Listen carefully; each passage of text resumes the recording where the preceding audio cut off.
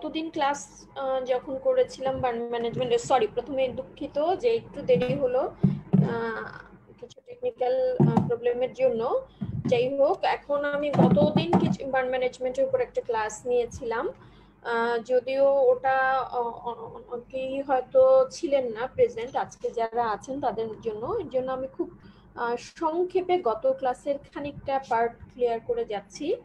গত ক্লাসে আমি বলেছিলাম যে বার্নের পেশেন্টগুলো এরকম হয়। আমাদের এই ক্লাসের উদ্দেশ্য যে আমরা যে খুব বেশি এমন কিছু না চাচ্ছি না যে বার্নার ম্যানেজমেন্টের উপরে আপনারা একেবারে সবকিছু জেনে যান বা আদ্যপান্ত জেনে যান, তা না। আমাদের যতক্ষণ এক্সপিরিয়েন্স সেটি হচ্ছে যে একেবারে বেসিক যে জিনিসগুলো, যেটা হয়তো আমরা আগে আমাদের সময় আমাদের ট্রেনিং পিরিয়ডে ওভাবে পেতাম না, কিন্তু এখন বার্নের পুরো ম্যানেজমেন্টে এত বেশি চেঞ্জ হয়েছে, এবং এই চেঞ্জের প্রিলিমিনারি দায়িত্ব, মানে এই ট্রিটমেন্টের প্রিলিমিনারি দায়িত্ব যাদের কাছে থাকবে তাদের কাছে, অর্থাৎ যারা রোগীটা অ্যাটেন্ডিং ডক্টরের কাছে প্রথমে যাবে, সে অ্যাটেন্ডিং ডক্টর হতে পারে, আপনি কোনো মেডিকেল কলেজের ইন্টার্নশিপ করবেন, অথবা কোথাও কোনো পেরিফেরিতে কোনো হসপিটালে ক্লিনিকে দায়িত্বরত অবস্থায়, অথবা আপনার বাসায় ছোটখাটো কোনো বার্নের অ্যাক্সিডেন্টও যদি হয়, সেই ক্ষেত্রেও আপনি যেন সেই ট্রিটমেন্টটা নিতে পারেন, সেটাও আমাদের এই ক্লাসের উদ্দেশ্য। আর এছাড়াও বিভিন্ন সময়ে কিছু রিটেন কোশ্চেন থাকতে পারে, বা এখন তো অসপিস্টেশন অথবা বিভিন্ন ধরনের ভাইভাতে শর্ট ক্লিনিক্যাল যে পোর্শনটুকু থাকে, সেখানেও আপনাদের এই বার্ন ম্যানেজমেন্টের উপরে টুকটাক কিছু স্টেশন থাকতে পারে। সো আমার মনে হয় এখন শুরু করতে পারি। আমি গতদিন ক্লাসে যেটি দেখিয়েছিলাম, কারো যদি প্রশ্ন কথা শুনতে সমস্যা হয়, নেটওয়ার্কের কোনো সমস্যা হয়, প্লিজ আমাকে কমেন্ট করে জানাবেন, কারণ আমি পাশে একটি মোবাইল ফোন রেখেছি যেটাতে আমি কমেন্টগুলো দেখতে পাবো। তো আমি গতদিন এখানে যে ছবিটি দেখেছি, এটা বর্তমান যে ঢাকা মেডিকেল কলেজের বার্ন ইউনিট ছিল, সেই বার্ন ইউনিটটা একেবারে প্রথমে যখন ছিল ওটা একটা বস্তি ছিল, এবং সেই বস্তিটা পরবর্তীতে ভেঙে এই 500 বেডেড, এখন 500 বেডেড, কিন্তু এটা ছিল প্রথমে 50 বেডের একটা বার্ন ইউনিট, পরবর্তীতে সেটাকে রূপান্তর করা হয়েছে 100, 300 এবং পরবর্তীতে 500 বেড। কিন্তু 2013 সাল থেকে আমি ওখানে যতদিন আছি, আমি কোনোদিন সেখানে দেখিনি যে সেখানে 500-র নিচে পেশেন্ট থাকে। তাই সেটি সেই কারণে বার্নের পেশেন্টের পরিমাণ এত বেশি, আসলে ওখানে না গেলে জানা যাবে না। পরবর্তীতে এই নেসেসিটির কারণেই, এত পেশেন্ট ওভারলোডেড থাকার কারণেও, তারপরেও প্রচুর পেশেন্ট কিউএতে থেকে যায়। আমরা পরবর্তীতে দেখেছি মাননীয় প্রধানমন্ত্রীর দিক নির্দেশনায় আমরা শেখ হাসিনা জাতীয় burn and plastic surgery institute পেয়েছি ডক্টর সামন্তলাল সেন এবং অধ্যাপক ডক্টর মোহাম্মদ আবুল কালাম স্যারের তত্ত্বাবধানে বলবো আমরা, যে এই ইনস্টিটিউটটি তৈরি হয়েছে। তো আমরা আমাদের আজকে গত ফার্স্ট ক্লাসের অবজেক্টিভে ফার্স্ট এইড কি হবে দেখেছিলাম, ইনিশিয়াল অ্যাসেসমেন্ট কি হবে, at the site of the বার্নে অ্যাক্সিডেন্ট হলে আমরা কি করব, সেটা প্রথম কথা। একেবারে ফার্স্ট যাচ্ছি, কারণ এটা গত ক্লাসের টপিক ছিল। প্রথমে হচ্ছে স্টপ, ড্রপ অ্যান্ড রোল, অর্থাৎ যখন এই ধরনের কোনো অ্যাক্সিডেন্ট হবে আশেপাশে, আপনি যেখানেই থাকেন না কেন, বা আপনার পরিচিত কেউ যদি থাকে আশেপাশে, অবশ্যই সবাইকেই শিখিয়ে দিতে হবে আপনাদের নিজেদেরকে, যে যে জায়গায় আছেন থেমে যেতে হবে, শুয়ে পড়তে হবে এবং রোল করতে হবে, অর্থাৎ গড়াগড়ি খেতে হবে, কারণ অক্সিজেন ডিপ্রাইভড হবে তখনই আগুনটা নিভে যাবে। এবং আগুন লাগার ঘটনার আশেপাশে আপনার যদি কোনো ব্ল্যাঙ্কেট থাকে, কোনো তোষক থাকে, চাদর থাকে, সেটা দিয়ে আপনি ওনাকে ঢেকে দিবেন যাতে সে আগুনটা নিভে যায়। এবং এরপরেই যেটা করতে হবে, হট ম্যাটেরিয়াল অথবা যে জামাটা তার গায়ে আছে সেটি সরিয়ে ফেলতে হবে, কারণ তাতে যে হটটা টেম্পারেচারটা রিটেইন থাকে সেটি চলে যাবে। এই জিনিসটা রিকোয়েস্ট করেছি আমি, যে এটা অনেকের বাসায় আছে, অনেকের অ্যাপার্টমেন্টে আছে, অনেক দোকানে আছে, কিন্তু যখন এই দুর্ঘটনাগুলো ঘটে তখন কিন্তু আমাদের মাথায় থাকে না। তাই একটু দেখে নিতে যে এটা কিভাবে কাজ করে, এবং সবাইকে, বাসার সবাইকে এটা শিখিয়ে দেওয়ার জন্য। এবং তারপরে যেটি হচ্ছে যে ইলেকট্রিক্যাল বার্নের ক্ষেত্রে কি হয়, ইলেকট্রিক্যাল বার্নের ক্ষেত্রে আমরা প্রথমেই কয়েকটা সচেতনতার জায়গা আমি টাচ করতে চাচ্ছি। সেটা হচ্ছে যে বাসার কোথায় ইলেকট্রিক সুইচ থাকে এটা কিন্তু অনেক সময় দেখা যায় যে আমরা নিজেরা জানি না, বা মেইন সুইচ কোনটা সেটাও আমরা জানি না। তো এই ক্ষেত্রে আপনাকে যেটা করতে হবে যে আপনি বাসার অন্য যে কেউ আছে, কাজের মানুষই হোক অথবা বাসার প্রতিটি সদস্যকে আপনি শিখিয়ে দেবেন কোথায় ইলেকট্রিকের সুইচ আছে। এবং কেউ যদি কখনো ইলেকট্রিকের কন্ট্যাক্টে এসে, যেটাকে আমরা কারেন্টে ধরেছে বলে চিৎকার করি, সেই সময়টায় কিন্তু আমরা কখনোই তাকে খালি হাতে সরাবো না। আমরা যেটা করব অবশ্যই কোনো প্লাস্টিকের জিনিস অথবা কোনো কাঠের মাধ্যমে তাকে সরানোর চেষ্টা করব। এবং পরবর্তীতে দেখা যাবে যে এই ধরনের পেশেন্টদের ইলেকট্রিক বার্নে হয়তো আপনি দেখতে পাচ্ছেন যে সারা শরীরে কোথাও কোনো পোড়া নেই, কিন্তু তার কিন্তু পরবর্তীতেও কোনো সমস্যা হতে পারে। এর জন্য প্রথম 24 ঘন্টায় অবশ্যই একবার হসপিটালে নেওয়া উচিত, কারণ তার একটা কার্ডিয়াক ইভ্যালুয়েশনের দরকার হয়। আর কেমিক্যাল বার্নের ক্ষেত্রে বলেছিলাম যে প্রচুর পরিমাণে পানি দিয়ে কেমিক্যালসটা শরীর থেকে ওয়াশ আউট করে ফেলতে হবে।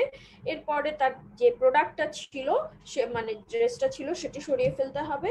এবং কেমিক্যালের অ্যান্টাগনিস্ট অর্থাৎ কি দিয়ে নিউট্রালাইজ করা যায় সেই চিন্তা না করে প্রচুর পানি ঢালতে হবে। এবং এরপরে যেটি আমি একটা ছবির মাধ্যমে দেখিয়েছিলাম, অনেকগুলো জিনিস যেগুলো আসলে পড়ে গেলে মানুষ ব্যবহার করে। সবচেয়ে কমনলি আমরা পাই হচ্ছে বরফ দেয়া, এবং দ্বিতীয়ত হচ্ছে পেস্ট দেয়া এবং ডিম দেয়া। কিন্তু আমরা জানি না আসলে এগুলো কোত্থেকে মানুষ পায়, এবং আপনারা ভুলেও এ ধরনের কোনো কিছুকে কাউকেই রেকমেন্ড করবেন না, কারণ এই সবগুলো জিনিস তাকে কন্টামিনেট করে। এবং দেখা যায় যে ওনটাকে মানে যতখানি পুড়েছে সেটা একটা সোর্স অফ ইনফেকশন হিসেবে কাজ করে। এগুলো কোনো কোনো জিনিস আবার আছে যেগুলো আরো বরং তাপমাত্রা ধরে রাখে, পোড়ার ক্ষমতাটা, গভীরতাটা বাড়িয়ে দেয়। তাই আমরা সব সময় বলি কখনো কিচ্ছু না, শুধুমাত্র এবং শুধুমাত্র পানি দেবেন অন্তত 30 মিনিট। এই পানি দিলে ক্ষতটা পরিষ্কার হবে, পুড়ে যাওয়া অংশটুকুর ডেপথনেস কমে আসবে। এবং সবচেয়ে বড় কথা, যার যখনই পুড়েছে পানির নিচে হাতটা রাখলেই কিন্তু টের পেয়েছেন আপনারা যে একটু যতক্ষণ পানির নিচে থাকে ততক্ষণই আরাম। অর্থাৎ এটা পানিটা ব্যথা কমাতে সাহায্য করে। এবং এই পানিটা বলা চলে যে যে কোনো যতক্ষণ পানির নিচে থাকবে এর মধ্যেই তার দেখা যাবে এই ব্যথার যে ইফেক্টটা বা জ্বালা পোড়ার যে ইফেক্টটা এটা কমে যাবে। এর জন্য বারবার বলছিলাম পানি দিতে। এই ট্রায়াসটা আমি আরেকবার বলে যাচ্ছি খুব শর্টকাটে, যে পেশেন্ট তো আসলে নানান ভাবে আমরা ম্যানেজ করি, বিভিন্ন জায়গায় ম্যানেজ করি, তাই না? তো এখন যেই পেশেন্ট, এই কোন পেশেন্টকে আমরা আসলে দেখে বলে দিতে, মানে একবার দেখে তাকে বলে দিতে পারি ঠিক আছে আপনি এই চিকিৎসা মেনে চলবেন, বাসায় চলে যাবেন। এটা হচ্ছে যখন বার্ন এরিয়াটা 10%-এর নিচে থাকে বাচ্চাদের ক্ষেত্রে, এবং যখন বড়দের ক্ষেত্রে 15%-এর কম থাকে। আমি জানি অনেকের ক্ষেত্রে মাথায় এখন প্রশ্নটা আসবে যে আসলে 10 না 15%, না আরো বেশি না আরো কম, আমি কিভাবে বুঝবো? সেটা বোঝার একটা শর্টকাট সিস্টেম এবং যে ক্লাসিক্যাল সিস্টেম, দুটোই আমরা একটু পরে আপনাদের দেখাবো। আর 15 থেকে 30% বার্ন এই এরিয়াটা, এবং বাচ্চাদের ক্ষেত্রে 10 to 20%, আমরা এক্সপেক্ট করি যে এই পেশেন্টগুলোকে আমরা সার্ভাইভ করাতে পারবো। এবং এই পেশেন্টগুলো, তবে এদের একটা রুটিন কেয়ার দরকার। এই রুটিন কেয়ারটা এরকম যে তাকে যথেষ্ট পরিমাণে ড্রেসিং, অ্যান্টিবায়োটিক এবং অ্যানালজেসিক এবং নিউট্রিশনাল সাপ্লিমেন্ট সহ শুরু করে সাপোর্টটা দিতে হবে। কিন্তু যখন এই বার্নটাই 30%-এর বেশি হয়ে যায় সেটা কিন্তু ক্রিটিক্যাল হয়ে যায়। তারপরেও একটা স্ট্রাগলিং ইফেক্ট, মানে প্রচুর স্ট্রাগল করে রোগী এবং ডাক্তার, পুরো পরিবেশ সবকিছু মিলে যদি আমরা স্ট্রাগল করি, সেই ক্ষেত্রে কখনো কখনো 30 থেকে 50% বার্নে একটা মেজর পোর্শন আমরা বাঁচাতে পারি। কিন্তু যদি পার্সেন্টেজটা 50%-এর বেশি হয়ে যায় তাহলে আমরা ধরেই নিই যে এটা খুবই আনপ্রেডিক্টেবল এবং ক্রিটিক্যাল কন্ডিশন, এবং একে সার্ভাইভ করানো আসলে খুবই ডিফিকাল্ট। এটা শুধু আমাদের দেশের জন্য না, এটা ওয়ার্ল্ড ওয়াইড সব জায়গায় আমরা এই জিনিসটা দেখি। আমরা আউটপেশেন্ট বার্নের একটা প্রোটোকল দিয়েছিলাম, সেটি হচ্ছে যে প্রোটোকল আছে ইনফ্যাক্ট আমাদের ইনস্টিটিউটে, যে কোনো বার্ন সেন্টারেই মোটামুটি ফলো করা হয়। সেটি হচ্ছে প্রথমেই বার্ন ওন্ডটার একটা ছবি রাখার কথা আমরা বলি, এটা মেডিকো-লিগ্যাল অ্যাসপেক্ট, এবং পেশেন্টের যে রিকভারিটা হচ্ছে সেটা আমরা আসলে বোঝার চেষ্টা করি। বা দেখার চেষ্টা করি, এই ফলো আপে এই ক্লিনিক্যাল পিকচারটা খুবই মানে ওন্ডের বা ক্ষতর একটা ছবি রেখে দিলে খুব ভালো হয়। এরপরেই যেটা করা হয়, ওই ক্ষতটা প্রচুর পরিমাণে ক্লিন করা হয় নর্মাল স্যালাইন দিয়ে। যদি অনেক বড় এরিয়া হয় তাহলে হয়তো অনেক সময় নর্মাল স্যালাইন দিয়ে ক্লিন করা সম্ভব হয় না, সেই ক্ষেত্রে সোপ ওয়াটারও ইউজ করা হয়। এতে যেটা হয় আসলে যে ডার্টি কন্টামিনেটেড জিনিসগুলো থাকে স্কিনে বা বডি পার্টে, সেটা রিমুভ হয়ে যায়। এবং যখন মাইল্ড সোপ অথবা কোনো ডিটারজেন্ট অ্যাকশন আছে যে জিনিসগুলো, এগুলো ব্যাকটেরিসাইডাল হিসেবে কাজ করে। এরপরে আমরা যেটা করি যে আমরা পোভিডন আয়োডিন দিয়ে আরেকবার ক্লিন করি। এবং অনেক সময় দেখা যায় যে ব্যান্ডেজ যদি কম এরিয়া বার্ন হয়, সেই ক্ষেত্রে আমরা সাধারণত ব্যান্ডেজ কম বা বেশি আমাদের কাছে সেন্টারে আসলে আমরা সাধারণত একটা ড্রেসিং অ্যালাউ করি, সেটা নন অ্যাডহারেন্ট, অর্থাৎ চামড়ার সাথে লেগে যাবে না একেবারে। মানে টান দিলে, কারণ হচ্ছে যেই ড্রেসিং গুলো একেবারে লেগে থাকে ওটা সরালেই দেখা যাবে 2 দিন বা 3 দিন পর যখন ওই ড্রেসিংটা সরাতে হয় তখন কিন্তু আপনারা দেখবেন যে ওখান থেকে একটু একটু ব্লিডিং হবে। তাই আমরা সবসময় নন অ্যাডহারেন্ট ড্রেসিংটা পছন্দ করি এবং বেশিরভাগ সময় আমরা চেষ্টা করি একটু লম্বা মেয়াদে ড্রেসিং দিতে, সেটা 3 দিন 5 দিন বা 7 দিন ড্রেসিং প্রোডাক্টের উপর নির্ভর করে। এবং এই নন অ্যাডহারেন্ট ড্রেসিংগুলো যদি পেয়ে যায় তাহলে তো ভালো, না পেলে অনেক সময় দেখবেন সিলভার সালফাডায়াজিন, যেটা বার্ন সিল বা বার্না নামে পাওয়া যায়, এটা আমরা অ্যালাউ করি, কিন্তু এটা বারবার দিতে হয়। এবং এটা দেওয়ার পরে যেটা হয় যে আমরা ড্রেসিংটা করার পরে অন্য দেওয়ার পরে আমরা অ্যাডভাইসটা দিয়ে দিই যে কতদিন পর আবার তাকে আসতে হবে। এর বাইরে যেটা করা হয় যে তাকে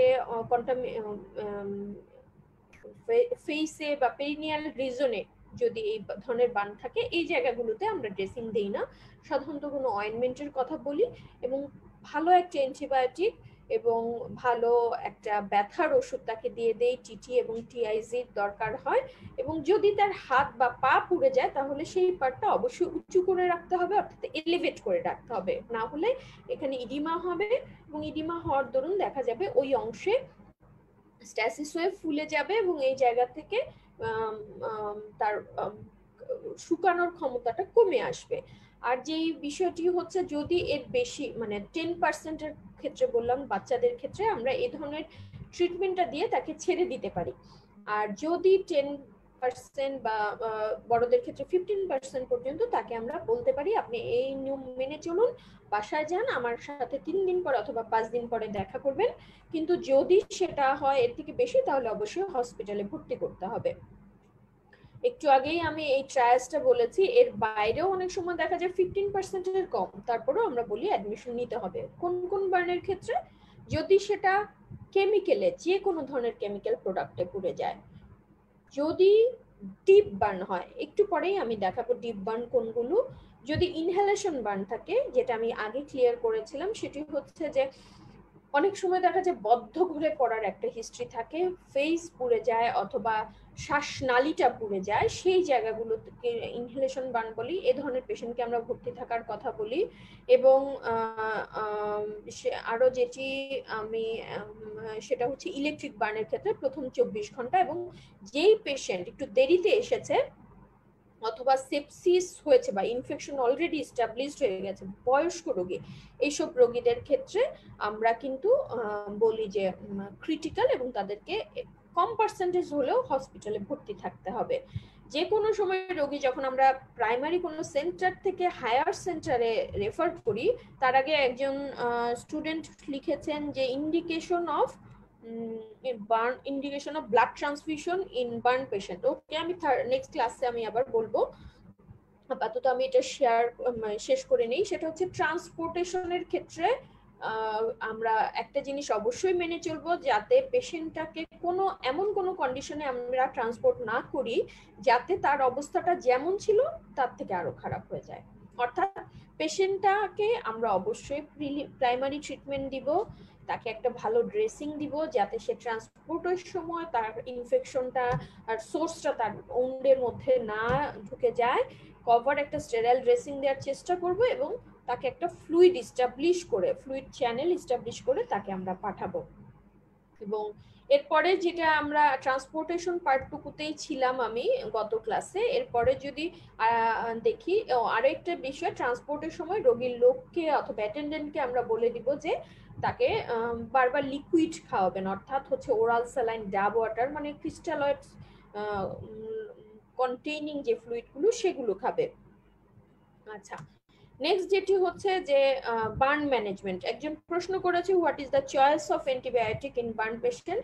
অ্যাকচুয়ালি এটাই একটা বড় চ্যাপ্টার, এই অর্থে যে বার্ন ম্যানেজমেন্টের বেশ কয়েকটা স্টেপে বিভিন্ন ধরনের অ্যান্টিবায়োটিক আমাদের ইউজ করতে হয়। তবে প্রথম কথা যেটা, যে প্রাইমারি যে বার্ন ওন্ড, অর্থাৎ মাত্রই পুড়েছে যে বার্ন ওন্ড আমরা জানি, সেটি হচ্ছে এক ধরনের স্টেরাইল ওন্ড। অর্থাৎ প্রথমেই যখন পুড়ে যায় আমরা জীবাণুমুক্ত করার জন্য কিন্তু টেম্পারেচারের বিভিন্ন প্রসিডিউর ইউজ করি, তাই না? তো যখন কোনো ক্ষত হয় পুড়ে যাওয়ার দরুন, তখন দেখা যায় যে সেই ক্ষতটা আসলে এক স্টেরাইল ওন্ড, অর্থাৎ তখন কিন্তু কোনো জীবাণু থাকে না। সো প্রথম এই যদি বাইরে থেকে সেখানে কোনো জীবাণু না প্রবেশ করে, তাহলে যেটি হয় যে জীবাণু প্রবেশ না করলে সেটা হিল করে যেত। কিন্তু আমাদের এনভায়রনমেন্ট অথবা আমাদের ড্রেসিং যদি অ্যাসেপ্টিক না হয়, সেক্ষেত্রে আমরা একটা ব্রড স্পেকট্রাম অ্যান্টিবায়োটিক প্রেফার করি, সেটা সেফুরোক্সিম বা সেফুক্সিম গ্রুপের হতে পারে। যদি একটু বেশি বার্ন এরিয়া হয় তাহলে আমরা সেখানে আমরা প্রেফার করি ইনজেক্টেবল ফর্মে। পরবর্তীতে আমরা প্রথম দিনই বার্নের ওন থেকে একটা কালচার সোয়াবের সেন্সিটিভিটির জন্য একটা সোয়াব নেই। সেই সোয়াবটা টেস্ট করি বেজলাইন হিসেবে, যে তখন তার কোনো ধরনের কোনো কোলোনাইজেশন হয়েছে কিনা। সেটা রিপোর্ট পেতে পেতে 2 বা 3 দিন হয়ে যাবে। সো এর মধ্যে সে ব্রড স্পেকট্রাম অ্যান্টিবায়োটিক পাবে যেটি বললাম। আর এরপরে তার রিপোর্ট যদি আসে কোনো মাইক্রোবিয়াল এজেন্টে সেন্সিটিভ কোনো অ্যান্টিবায়োটিক, সেই অনুযায়ী আমরা সুইচ করি।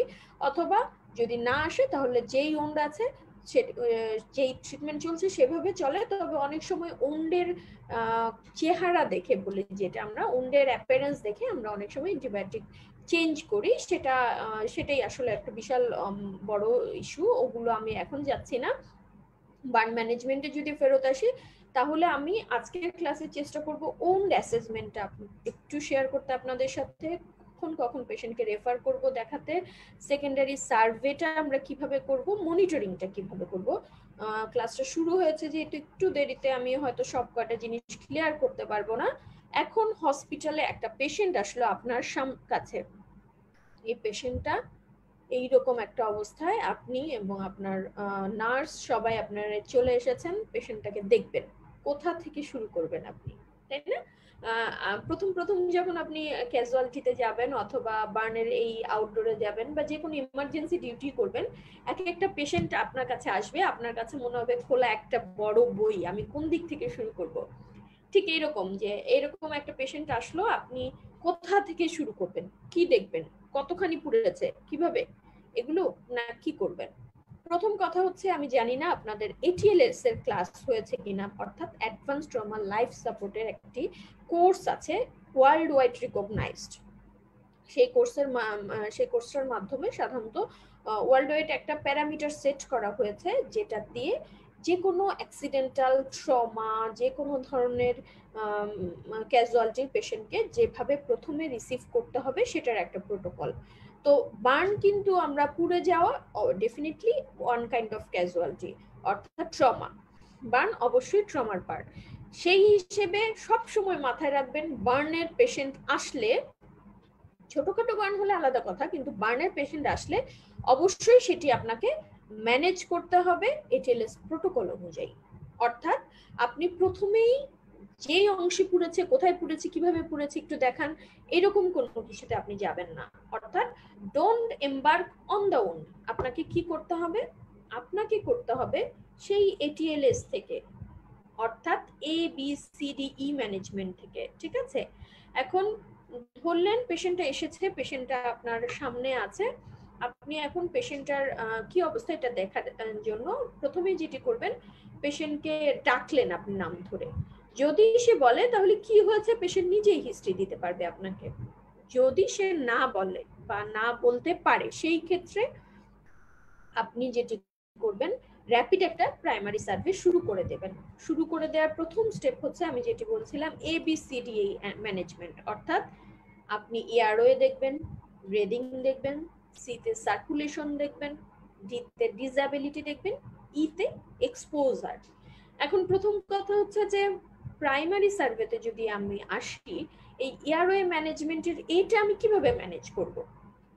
এটা একটা মানে কম্প্রিহেন্সিভ ট্রেনিং, আমি আগেই বলেছি। সো এটা হুট করে এইভাবে আমি জানা না থাকলে আপনার কাছে খুবই মানে অস্বাভাবিক লাগবে যে কিভাবে এটা পারবো। আর যদি জানা থাকে তাহলে ডাল ভাত মনে হবে যে এই জিনিস আবার বারবার করে বলার কি আছে।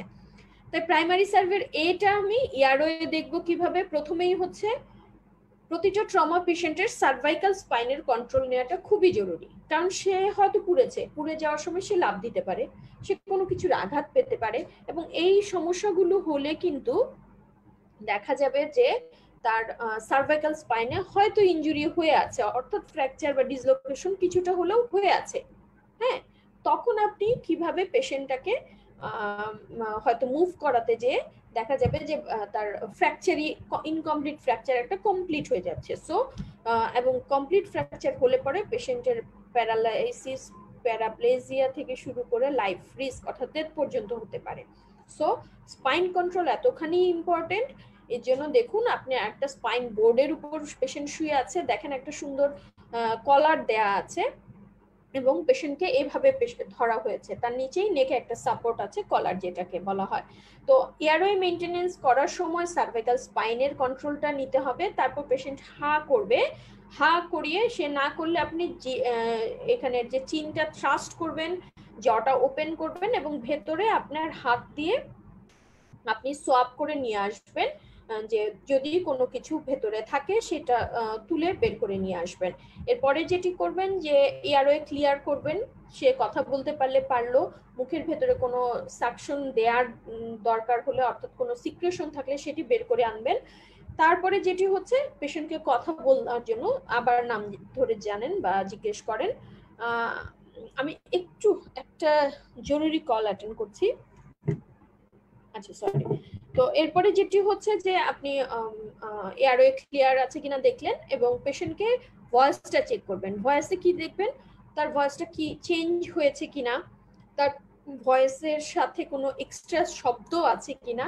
এছাড়াও আপনি বার্নের ক্ষেত্রে যে ATLS এর প্রোটোকলে ওই তিনটা পার্ট ছাড়াও আপনি অ্যাডিশনালি যেটি দেখবেন তার ফেসে বার্নের কোনো ধরনের, অনেক সময় দেখা যায় ফেসে কোনো কিছু বার্ন নেই কিন্তু নেজাল যে হেয়ার থাকে সেই হেয়ারে ব্ল্যাক স্পট হয়ে আছে বা পুড়ে গেছে অথবা গলা পুড়ে গেছে, এই সাইনগুলো দেখলে আপনাকে একটা মাথায় দিবে এই ধরনের একটা ফিচার আপনি দেখতে পারেন। তখন আপনার মাথায় কেন এত অবশ্যই সেটি নিতে হবে। কথা হচ্ছে কেন আপনি নেবেন, একটু আগে যেটি বলছিলাম ইনহেলেশন ইনজুরি, সেটির একটা রিস্ক থাকে। ইনহেলেশন ইনজুরি কি? ইনহেলেশন ইনজুরি যখন একটা পেশেন্ট ক্লোজড একটা রুমে বার্ন হয় অথবা পেশেন্ট বার্নের পর আনকনশিয়াস হয়ে গেছে কিন্তু ফিজিক্যালি খুব একটা কিছু দেখা যাচ্ছে না, যখন ফেশিয়াল বার্ন থাকছে অথবা সেই বার্নের সাথে মানে যে জায়গায় পুড়েছে, যে আগুনে পুড়েছে সেই আগুনে কোনো কেমিক্যাল ইউজ করা হয়েছে, এরকম হতে পারে। পেশেন্ট খুবই রেস্টলেস, আনকমফোর্টেবল ফিল করতে পারে, হোর্সনেস অফ ভয়েস হতে পারে, স্ট্রাইডর থাকতে পারে। এই জিনিসগুলো আমরা দেখব, কারণ ইনহেলেশন ইনজুরি হলে রেসপিরেটরি ট্র্যাক্ট পুড়ে যায়, অর্থাৎ আপনি যে শ্বাস নেন যেই অংশটা দিয়ে, নাক, ট্রাকিয়া, তার আগে ব্রঙ্কাই, সবকিছুই ইনজুরি হবে। এবং এই জায়গাগুলো ইনজুরি হলে কি, যে কোনো জায়গায় পুড়ে গেলে কি হয়, কিছুক্ষণ পরেই ফোলা শুরু করে, তাই না? এই রেসপিরেটরি ট্র্যাক্টটা তো ছোট্ট একটা টিউব, লুমেনটা ন্যারো একটা লুমেন। সো এইটা যখন পুড়ে যাবে তখন আপনি চিন্তা করেন যে এই টিউবটা চারপাশ পুড়ে গেলে সেটার লুমেনটা ক্লোজ হয়ে আসবে। লুমেন ক্লোজ হয়ে গেলে আপনি শ্বাস নেবেন কিভাবে বা পেশেন্ট শ্বাস নেবে কিভাবে? আবার যখন এরকম ভাবে অলরেডি হয়ে যাবে ব্লকটা, তখন কিন্তু আপনি চাইলেও ওখানে যে ওনাকে আর্টিফিশিয়ালি ভেন্টিলেট করার জন্য একটা টিউব দেবেন সেটাও কিন্তু সম্ভব হবে না। সো আপনাকে এই ধরনের সাইনগুলো আগেই খুঁজতে হবে, কারণ আপনি চান না পেশেন্টের কোনো ধরনের ইনহেলেশন ইনজুরির সাইন লুকানো অবস্থায় থাকে। আপনি এগুলো থাকলে আগেই পেশেন্টকে ট্রায়াস করে বের করে নেবেন এবং সেই ক্ষেত্রে আপনাকে অবশ্যই মাথায় রাখতে হবে পেশেন্টের যদি অক্সিজেন স্যাচুরেশন কমতে শুরু করে তাকে অবশ্যই ইনটিউবেট করে ফেলতে হবে। যে কথাটি আমি এরপরে ব্রেথিংয়েই দেখবো যে পেশেন্টের রেসপিরেশন মুভমেন্ট প্যাটার্ন কিরকম, চেস্ট মুভমেন্টটা কিরকম, এবং তখনই আমরা যে কোনো ট্রমার পেশেন্টকেই দেখবো, অক্সিজেন দিব। তো তারপরেও যদি দেখি অক্সিজেন স্যাচুরেশন ফল করছে, তখনও আমরা তাকে ইনটিউবেট করব। এটা আমরা ব্রেদিং এ দেখলাম। এরপরে আমরা সার্কুলেশনের কথা বলেছি। যে কোনো বার্নের পেশেন্টকেই যদি তার 10%-এর উপরে পড়ে যায়, সাধারণত আমরা একটা ফ্লুইড রিপ্লেসমেন্টের প্রয়োজন হয়। এখন এটা তার কতখানি ফ্লুইড লাগবে সেটা তো আমাকে ক্যালকুলেট করে বের করতে হবে। এখন ক্যালকুলেট করে বের করার আগে আমি কি করব, তার সার্কুলেশন তাকে একটা ফ্লুইড চ্যানেল ওপেন করে দিব, প্রেফারেবলি যে জায়গাটা পড়ে নেই সেরকম একটি জায়গা, কারণ পোড়া জায়গায় এমনিতেই তার ইনফ্লামেশন হবে, ওই চ্যানেলটা এমনিই ব্লক হয়ে যেতে পারে পরবর্তীতে। এর জন্য আমরা চেষ্টা করব যে এই আনবার্নড স্কিনের কোথাও একটা ভেন্টিলেশন সার্কুলেশন এস্টাবলিশ করতে। একই সময় আমরা তার পালসটা দেখব, ব্লাড প্রেশার দেখব। যদি হাতে বা পায়ে পুড়ে যায় তাহলে আমরা এই নেইল বেডে ক্যাপিলারি রিফিলিংটা দেখব, তার লিম্বে টেম্পারেচারটা কেমন সেটা দেখব। কারণ হচ্ছে হাতে বা পুড়ে গেলে, পায়ে পুড়ে গেলে বা লিম্বে পুড়ে গেলে অনেক সময়ই থাকে এই জায়গাগুলো হচ্ছে একেবারে ইডিমার জন্য টাইট হয়ে যায় এবং কম্পার্টমেন্ট সিনড্রোম ডেভেলপ করে, যার ফলশ্রুতিতে দেখা যায় হাত বা পায়ের সার্কুলেশন একেবারে কমে যেতে থাকে। তখন অনেক সময় আমাদের ফেসিওটমি করার দরকার হয়। তাই ক্যাপিলারি রিফিল, হাত বা পায়ের ক্ষেত্রে আমাদের এই ক্যাপিলারি রিফিলিংটা দেখতে হবে, এবং এই সময়ে মুভমেন্টে পেশেন্টের লিম্বে কোনো অতিরিক্ত পেইন আছে কিনা সেটা খেয়াল রাখতে হবে। এবং এই সময়ে ঠিক মাথায় রাখতে হবে যে আপনি পেশেন্টকে একটা ক্যানুলা করার সময় কিছুটা ব্লাড নিয়ে রাখবেন, কিছু routine investigation, baseline routine investigation করতে হয় সেই রুটিন ইনভেস্টিগেশনের সময়। এরপরে আমরা ডিসএবিলিটি দেখব, অর্থাৎ পেশেন্টের অ্যালার্টনেসটা কিরকম আছে, পেশেন্ট কি কথা বলতে পারছে, কথা বললে কি সেটা তিনি আপনার প্রশ্ন করলেন সে উত্তর দিচ্ছে, নাকি সে কথা বলছে না কিন্তু ডিপ পেইন দিলে সে রেসপন্স করছে, অথবা সে একেবারেই আনরেসপন্সিভ। যদি সেই ক্ষেত্রে হয় তাহলে আমরা পিপুলারি রিঅ্যাকশন দেখব, সে কি জীবিত আছে কি না বা তার ডিসএবিলিটিটা কোন লেভেলের সেটা অ্যাসেস করব। এই শর্টকাট যে আমরা জানি নিউরোলজিক্যাল অ্যাসেসমেন্টের জন্য জিসিএস একটা স্কোরিং আছে, কিন্তু এইচএলএস প্রোটোকলে সেই জিসিএস স্কোরিং এ না যে এই এভিপিইউ এই প্রসিডিউরে যাওয়া হয়, কারণ ওই সময়টায় আমরা এই পুরো প্রাইমারি সার্ভেটা খুব কম সময়ে যেন করতে পারি সেটা একটা চেষ্টা করা হয়। এবং এরপরে দেখা যাচ্ছে যে পেশেন্টটা শুয়ে আছে, আপনি সবকিছু দেখলেন, কিন্তু পেশেন্টের যে পিছনেও পুড়ে গেছে সেটা তো আপনি খেয়াল করেননি, অথবা কোথাও কিছু নেই, পিছনে পেশেন্টের একটা ট্রমা আছে সেটাও তো আপনি মিস করে যেতে পারেন। এই কারণে ট্রমার প্রতিটা পেশেন্টকে অ্যাজ ওয়েল এজ বার্নের প্রতিটা পেশেন্টকে কন্ট্রোলড একটা এনভায়রনমেন্টে, অর্থাৎ টেম্পারেচারটা অ্যাম্বিয়েন্ট হতে হবে, আপনি যে জায়গায় আছেন প্রাইভেসি ইনশিওর করবেন, এবং 3 জন লোক, দেখুন ছবিতে আমি দেখিয়েছি 3 জন মিলে পেশেন্টটাকে মুভ করাচ্ছে, এবং এরকম একটা এনভায়রনমেন্টে পেশেন্টকে প্রপার এক্সপোজার করব, অর্থাৎ আমি পুরো এক্সপোজ করে সামনে পিছনে প্রতিটা বডি পার্ট চেক করে দেখব কোথাও কোনো ধরনের কোনো পোড়া আছে কিনা। ঠিক একই সময়ে যে কোনো জুয়েলারি থাকলে আমরা সেগুলো রিমুভ করে ফেলবো, কারণ অসংখ্য বার আমরা এইসব ঘটনা দেখেছি যে পুড়ে গিয়েছিল, তার হাতে একটা আংটি ছিল অথবা একটা চুড়ি ছিল, পরে তার শরীর এতখানি ফুলে গেছে এই আংটি বা এই চুড়ি কিন্তু আর রিমুভ করা সম্ভব হয় না, এবং এটা রিমুভ করার জন্য এমনও হয়েছে যে আমাদেরকে পরবর্তীতে মেশিনারিজ আনা হয়েছে, দোকান থেকে লোক আনা হয়েছে এইসব জুয়েলারি কাটার জন্য। হ্যালো, হ্যাঁ হ্যাঁ দাদা, সোয়ামাটার প্রোগ্রাম, সোয়ামাটার প্রোগ্রাম, হ্যাঁ হ্যাঁ হ্যাঁ না না হ্যাঁ হ্যাঁ হ্যাঁ হ্যাঁ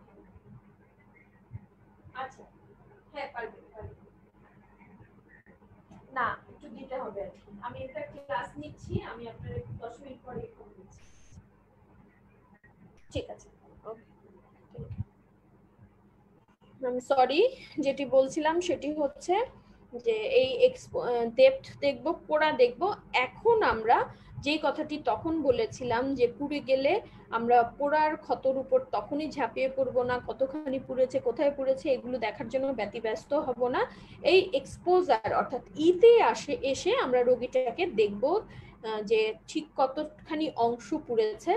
যদি আপনি এমন কোনো অবস্থানে থাকেন, অর্থাৎ আপনি একটা বার্ন সেন্টারে আছেন অথবা আপনার কাছে সব ধরনের ফ্যাসিলিটি আছে, তখন আপনি লানব্রাউডার চার্টটা আপনার ওখানে হয়তো পেয়ে যাবেন। কিন্তু অনেক ক্ষেত্রে এই লানব্রাউডার চার্ট আপনার কাছে না থাকতে পারে। সেক্ষেত্রে আপনি যদি আপনার কাছে ইন্টারনেট অ্যাক্সেস থাকে, আপনি সেটা ডাউনলোডও করে নিতে পারেন বা অনলাইনেও দেখতে পারেন। লানব্রাউডার চার্ট দিয়ে আমরা এই বার্নের কত পার্সেন্ট ক্ষত হয়েছে বা পুড়েছে সেটার মেজার করি। আচ্ছা, এটা হলো আমি প্রাইমারি সার্ভের ইতে এসে আমি বারবার বলছি, এই হচ্ছে সেই লানব্রাউডার চার্ট। আমি একটু আগে যেটি বলেছিলাম যে কতখানি পুড়েছে, যদি 10% পুড়ে, যদি 15% পুড়ে। দেখুন এই চার্টটা প্রথম দেখায় একটু ঝামেলাপূর্ণ মনে হতে পারে। দেখুন দুটো ছবিতেই এ আছে ফেসে এবং হেডে। এটা কেন? এটা হচ্ছে সকলের জন্য একই রকম, মানে এ পায়ে আছে বি, লেগে মানে থায়ে বি, লেগে সি, অ্যান্টেরিয়র পোস্টার দুই জায়গায়। নিচে দেখুন একটা এরিয়া লেখা আছে, A equal to half of the head, B equal to half of the thigh এবং C equal to half of the lower leg। ঠিক আছে, অর্থাৎ A B C এটা হলো ফিক্সড, A B C এটা এরকম। এটা ফিক্সড হচ্ছে বয়স অনুযায়ী এটা তারতম্যটা হবে, অর্থাৎ যদি 0 ইয়ার্সে হয়, 1 বছরে কত, 5 বছরে কত, 10 বছরে কত, অ্যাডাল্টের ক্ষেত্রে কত। এই এফেক্টেড এরিয়াটা বয়সের সাথে সাথে এই এরিয়াটা চেঞ্জ হবে। কিন্তু অন্য যে পার্টটা অর্থাৎ আর্মে 2, ফোর আর্মে 1.5, হ্যান্ডে 1.5, এই জিনিসগুলো কিন্তু ফিক্সড, বড়দের ক্ষেত্রেও যা ছোটদের ক্ষেত্রেও তা। কিন্তু এই কয়েকটা জায়গা ভ্যারিয়েবল, সেই জায়গাগুলো আপনি অ্যাকিউরেট মাপ নেওয়ার জন্য, কতখানি পড়েছে অ্যাকিউরেটলি জানার জন্য এই চার্টটা আপনি ইউজ করবেন। এখানে আরেকটা জিনিস আমরা দিয়েছি উপরে দেখুন, এটা হচ্ছে সুপারফিশিয়াল বার্নের জন্য। শুধু আপনি একতরফা একবার করে দাগ দিয়ে যাবেন, অর্থাৎ যখন পুড়েছে আপনার হাতে এই কাগজটা থাকবে, আপনি রোগীর পাশে দাঁড়াবেন, এই ছবিটার উপরে আঁকবেন, তার ফেস পড়েছে, ফেসের উপরে আপনি একবার করে দাগ দিয়ে গেলেন, হাত পড়েছে, হাতের উপরে আপনি একবার করে দাগ দিয়ে গেলেন। এরপরে আপনি ওখানে আপনার কিছু করার প্রয়োজন নেই। আপনি দেখলেন ডিপ বার্ন হয়েছে লেগে, সেখানে আপনি একবার দাগ দিয়ে আবার উল্টা ভাবে মানে ক্রস করে দাগ দিয়ে দিলেন। দাগ দেওয়া শেষ হলো, আপনি এরপরে আপনার ডেস্কে যাবেন। ডেস্কে যেটা করবেন, এই রিজন অনুযায়ী কত পার্সেন্ট আপনি ছবিটা দেখে, নিচের ছকটা দেখে আপনি এই পাশে বসিয়ে নেবেন এবং বসিয়ে নেওয়ার পরে টোটাল বার্ন কত সেটা যোগ করে আপনি এখানে লিখবেন। তাহলেই কিন্তু আপনার বার্ন এরিয়া কতখানি হলো সেটি আপনি টের পেয়ে গেলেন, আপনার হিসাব হয়ে গেল। এখন যেটি বলছিলাম ওখানে যে এর মাপটা চেঞ্জ হচ্ছে, বির মাপটা চেঞ্জ হচ্ছে। দেখুন একজন অ্যাডাল্টের ক্ষেত্রে পুরো হেড মানে হেডটা হচ্ছে 9%, কিন্তু একটা বাচ্চার ক্ষেত্রে পুরো হেড অর্থাৎ হেড নেক অর্থাৎ পুরো মাথাটা তার হচ্ছে 18%, কারণ বাচ্চাদের মাথা বাচ্চাদের শরীরের তুলনায় অনেকখানি বড় হয়ে থাকে। আবার দেখুন এই যে পুরো পা হচ্ছে 18% অ্যাডাল্টের ক্ষেত্রে, এই পুরো পাটা কিন্তু বাচ্চাদের ক্ষেত্রে এসে 14%। তাই এই জিনিসগুলো বাচ্চাদের ক্ষেত্রে বিশেষ করে আমরা চাই একদম একিউরেট হোক, কারণ তাদের ফ্লুইড ম্যানেজমেন্টটা এই পার্সেন্টেজের উপর অনেকখানি নির্ভর করে এবং এই পার্সেন্টেজ অনুযায়ী যদি বেশি ফ্লুইড পেয়ে যায়, বাচ্চাদের ক্ষেত্রে কিডনির কনসেন্ট্রেটিং পাওয়ার, ইউরিনের যে কনসেন্ট্রেশন করার যে পাওয়ার সেটা কম থাকে, সে প্রচুর দেখা যায় যে বেশি অতিরিক্ত বেশি হলে তার কিন্তু খুব দ্রুত দেখা যাবে ইউরিনটা মানে ফ্লুইড সার্কুলেশনে গিয়ে তার স্ট্যাসিস হবে, তার পালমোনারি ইডিমা হওয়ার রিস্ক অনেক বেশি থাকে। তাই আমরা খুব চাই যাতে যত অ্যাকিউরেট সম্ভব। এখন আপনি এমন এক জায়গায় আছেন যে আপনার কাছে লানব্রাডার চার্ট নেই, আপনি জানেন না, অথবা আপনি পারছেন না, আপনি এখন পেশেন্টের ওই মাপ কিভাবে দেখবেন? সেক্ষেত্রেও একটা শর্টকাট নিয়ম আছে। শর্টকাট মানে হচ্ছে, আর যাই হোক আপনার 9 তো মনে থাকবে। অর্থাৎ আপনি একটু আগে আমরা দেখছিলাম যে পুরো হেড নেক হচ্ছে 4.9, অর্থাৎ অ্যাডাল্টের ক্ষেত্রে সামনে শুধু ফেসটা পুরলে 4.5, আর যদি পুরো মাথাটা পুড়ে যায় তাহলে 9, অথবা পুরো পিছনটা পুরলেও ফেসটা পড়ে নি সেক্ষেত্রে 4.5। এখন আপনি ট্রাঙ্কে আসেন। ট্রাঙ্কে দেখেন আমরা একটু আগে দেখিয়েছি 18%। এখন তার ট্রাঙ্কে আছে আপার ট্রাঙ্ক, লোয়ার ট্রাঙ্ক, ভাগ করে ফেলেন, অর্থাৎ 9%, 9%। হাতের ক্ষেত্রে দু হাতে মানে সামনে 4.5, পিছনে 4.5, একটা হাত পুরোটা 9%, আর একটা হাত পুরোটা 9%। আবার পায়ের ক্ষেত্রে আসলে পুরো সামনের অংশ, অর্থাৎ অ্যান্টেরিয়র থাই, অ্যান্টেরিয়র লেগ, অ্যান্টেরিয়র ফুট সব মিলে 9%। আবার ব্যাকে গেলে back of the Thai, back of the leg পুরোটা মিলে 9%। আর ব্যাকের ট্রাঙ্কে আপার ট্রাঙ্ক 9%, লোয়ার ট্রাঙ্ক 9%। সো মোটামুটি আপনি রুল অফ 9 অনুযায়ীও কিন্তু একটা রাফ অ্যাজাম্পশন করতে পারেন।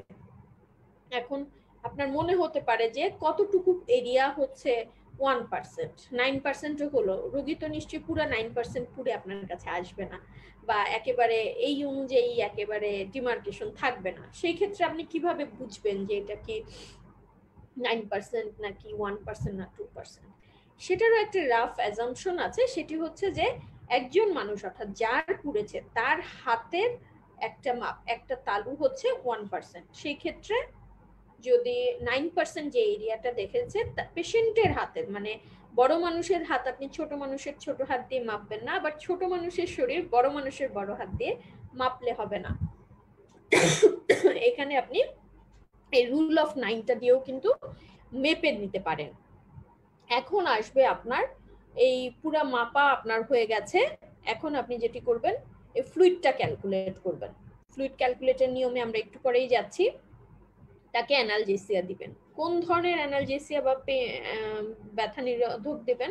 আমরা প্রেফার করি এই সময় ওপিওয়েড অ্যানালজেসিক, অর্থাৎ হচ্ছে সেন্ট্রাল নার্ভাস সিস্টেমের উপর কাজ করে যেগুলো নার্কোটিক অ্যানালজেসিক। আরো কঠিন লাগছে নিশ্চয়ই।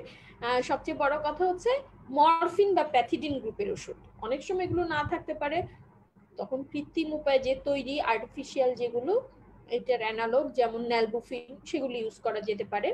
মানে প্রথম কথা হচ্ছে যে আমরা এখানে পারতপক্ষে এনএসএইড ইউজ করি না। কখনো কখনো করার দরকার হতে পারে, কিন্তু যদি আপনার কাছে ওপিওয়েডের সুযোগটা থাকে তাহলে সেই ওপিওয়েডই ইউজ করব। এবং আমরা যে ব্লাডগুলো নিয়েছিলাম বেসলাইন টেস্ট করার জন্য, সেই ব্লাডের স্যাম্পলগুলো পাঠিয়ে দিব। এবং এই সময়ে যেই সব পেশেন্টের মনিটরিং দরকার, অর্থাৎ বেশি পুড়ে গেছে 30%-এর উপরে, তখন তার ইউরিন আউটপুটটা কিরকম হচ্ছে সেটা দেখা প্রয়োজন হয়।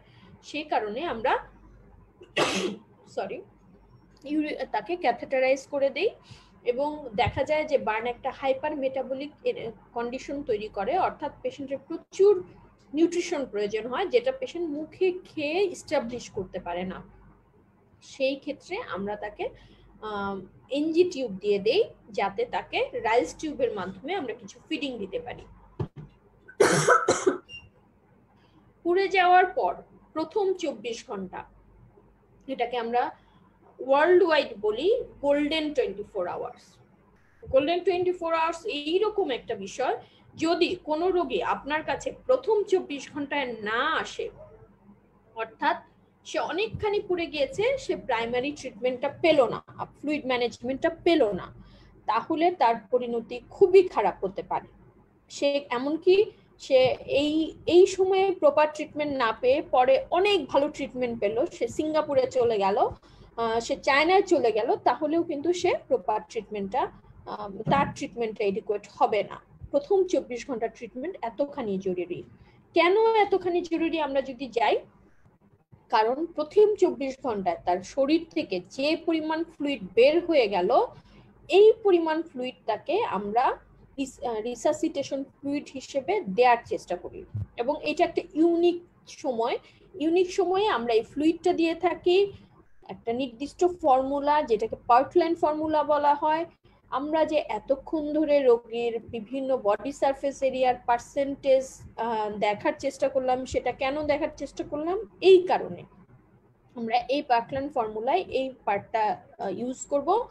মনে করি রোগীটার 10% এরিয়া পুড়ে গিয়েছে, পেশেন্টের ওজন 70 কেজি, সেই ক্ষেত্রে দেখুন 3 to 4 ml লিখেছি, সেখানে 3 আপনি নিলেন 3 ml ইন্টু 70 কেজি ইন্টু 10, অর্থাৎ 3 ইন্টু 70 ইন্টু 10, অর্থাৎ 70 30 2100, তাকে 2100 ml ফ্লুইড দিতে হবে। এই ফ্লুইডটা আপনি কিভাবে দেবেন? প্রথম কথা হচ্ছে, যদি প্রথম 24 ঘন্টাকে আপনি 2 ভাগে ভাগ করে ফেলবেন, প্রথম ভাগে থাকবে 8 ঘন্টা, পরের ভাগে থাকবে 16 ঘন্টা। এই যে 2100 ml বা 2 লিটার ধরি, রাফলি 2 লিটারের মধ্যে আপনি 1 লিটার ফ্লুইডটাকে অর্ধেক করে ফেলবেন। প্রথম 8 ঘন্টায় যাবে 1 লিটার, পরের 16 ঘন্টায় যাবে 1 লিটার। এখন আপনি আমাকে জিজ্ঞেস করতে পারেন যে আপনি 3 to 4 ml লিখেছেন কেন, বা পার্টলাইন ফর্মুলায় কেন এরকম ভাবে বলা? তো কাকে আমি 4 দিব, কাকে আমি 3 দিব? যদি স্কাল্ড বার্ন হয়, অর্থাৎ গরম পানিতে পুড়েছে, খুবই হালকা পুড়েছে, অর্থাৎ এপিডার্মাল বার্ন হয়েছে, অথবা সুপারফিশিয়াল বার্ন হয়েছে, অথবা একটু বয়স্ক মানুষ অথবা শিশু, এদের ক্ষেত্রে আমরা প্রেফার করব 3 ml থাকতে। কিন্তু যে পেশেন্টের ডিপ বার্ন হয়েছে, পেশেন্টের ইলেকট্রিক বার্ন হয়েছে এবং ডিপ ইলেকট্রিক বার্ন, যেখানে মাসেল নেক্রোসিস হবে অথবা হিমোগ্লোবিনিউরিয়া হবে, অথবা যে পেশেন্টের ইনহেলেশন ইনজুরি হয়েছে, তার ক্ষেত্রে আমরা চেষ্টা করি 4 ml দেওয়ার জন্য। অবশ্যই এটা প্রাথমিকভাবে ফ্লুইডটা দেয়া হয়, পরবর্তীতে যেটি করা হয় এটাকে নিউট্রালাইজ করা হয়, ইউরিন আউটপুট কত তার উপর বেসিস করে নিউট্রালাইজ করা হয়। আমার মনে হয় আসলে অনেক কিছু পড়ার ছিল আজকে, কিন্তু আজকে অনেক সময় নিয়ে ফেলেছি। আমরা আজকের ক্লাস এখানে শেষ করছি। আমি দেখেছি অনেকে প্রশ্ন রেখেছেন বিভিন্ন ধরনের, আপনারা আরো কিছু জানতে চাইলে সেই প্রশ্নগুলো রাখবেন। আমি থার্ড ক্লাসে এটা ইনশাল্লাহ যে কিভাবে বার্নের ওনটা অ্যাসেস করা হয় সেটি জানাবো, এবং পরবর্তী স্টেপস গুলো কিভাবে আমরা ম্যানেজ করি সেটি জানাবো। এর বাইরে আপনারা যে প্রশ্নগুলো করবেন সেই প্রশ্নগুলো আমি আপনাদের উত্তর দেওয়ার চেষ্টা করব। সবাই ভালো থাকবেন, এবং যদি সম্ভব হয় বার্ন নিয়ে আপনি টুকটাক কিছু পড়ার সুযোগ পান তাহলে একটু পড়ে ফেলেন, আর না হলেও সমস্যা নেই। আশা করি এই ক্লাস করার পর আপনার বার্ন নিয়ে তেমন কোনো সমস্যা থাকবে না। ভালো থাকুন। আপাতত আমি এখানেই শেষ করছি। আল্লাহ হাফেজ।